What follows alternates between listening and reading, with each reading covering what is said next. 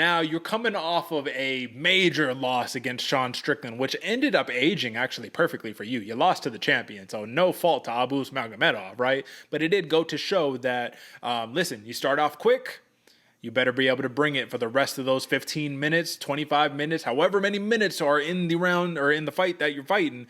Because guys like Sean Strickland, he's not going to let up. Guys like Caio Borralho, you keep giving him the takedown, he's going to keep taking it, brother. You know what I mean? So something you definitely got to think about. I guess my question to you right here, AJ, is when it comes down to it, this is a striker versus grappler matchup. Is it easy to just simply leave it in those terms and walk away? What do you think? I mean, it's easy on paper, it's easy on the surface level to really, classify it as the striker versus the grappler, because that's what we've seen the most of Magomedov do is that striking. And we've seen Caio Borralho in countless fights now really just control people, put the backpack on him and keep him down, keep that grind mentality going. But at the same point, man, I've come to the point in Caio Borralho's career where I just can't sleep on him anymore, man. This dude, he can get things done, and hate him for the cringe, hate him for the neck tats, so whatever you want to do. But this guy can fight, man. This guy squares up and brings it regardless. And what I like most is he's still in his fight journey where he's growing with each and every single fight. Can we say the same for Abus? Yeah, of course. This dude's fresh into the UFC, but he has a longer storied career, man. 25-5 with one draw, 31 fights going into this. Abus Magomedov, he has the real deal capabilities to get it done. We just haven't seen him perform against the fighters that look best against him, right? The Sean Strickland one, like you said, that's a hard one. Striker against striker looks good. But Magomedov, he has other things to get it done. I'm just curious to see how he counteracts the pressure that Borralho is going to present. Derek, how do you think he handles that? That stabbing teep kick, man. He gave it to Strickland too. You keep throwing that one.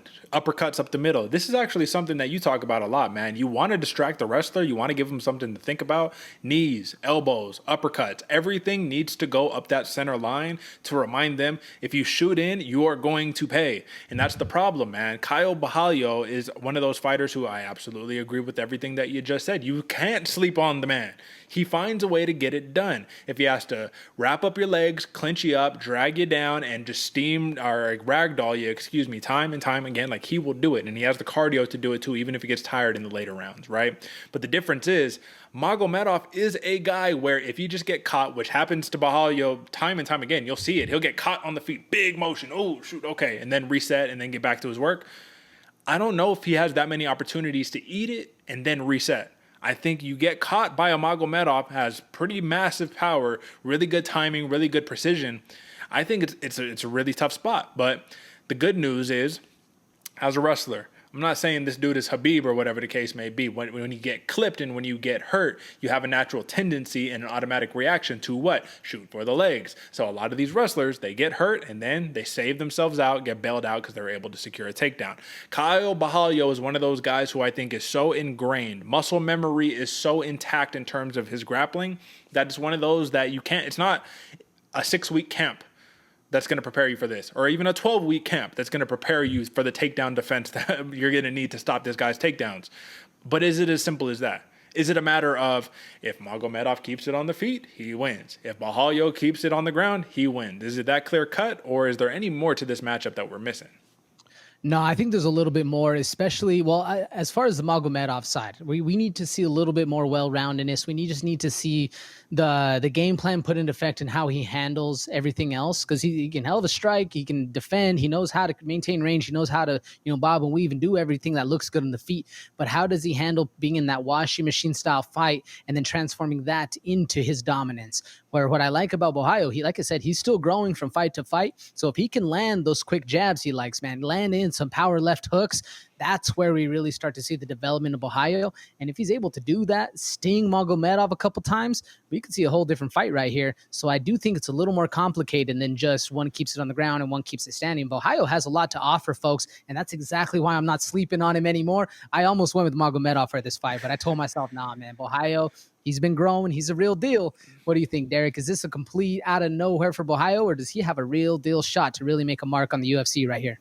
I think this is an incredibly winnable fight for him. It's just a matter of, this is the test. The test is, can you bypass a striker of this caliber? And if you can, okay, I mean, listen, man, you can't not give the man credit. He just beat Mikhail Alexichuk. Like, you cannot not give him credit. If you're discounting that win, then you don't know fighting, because that is a hard win to come by.